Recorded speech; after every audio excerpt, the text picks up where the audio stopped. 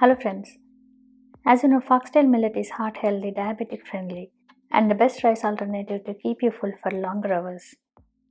So here I am to help you with how to make Foxtail Millet as rice alternative in instant pot.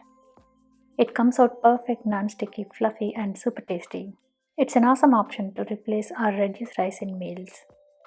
Enjoy this millet with dals, curries, and salads, etc. Let's get started. Cooking foxtail millet in instant pot is super handy as I'm going to use pressure cook mode. In a bowl, add half a cup foxtail millet. Wash 2 times. As it's very small in size, use the fine mesh strainer to drain. Now transfer to same bowl. Add little less than 1 cup of water. Water ratio is 1:1.75. It's in between 1.5 and 2. The least you can try is 1:1.5. If you have time, soak for 1 hour at least, up to maximum 6 hours. Otherwise it's fine, this millet still gets cooked well.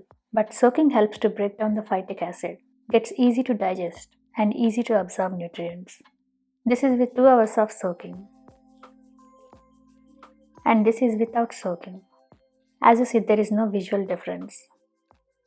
I like adding 1/4 teaspoon cumin seeds and pinch of salt. It's optional though. Add 1 cup of water in instant pot. After placing the rack, insert the millet bowl. Close the lid to sealing. Pressure cook high for 5 minutes. No need of keep warm. After timer is done, wait for natural pressure release.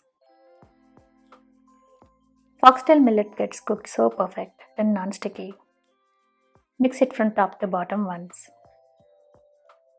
And cover with lid. I like to cook millet along with rice for family by stacking 2 bowls. It's so handy with same pressure settings. Both dishes gets cooked at the same time.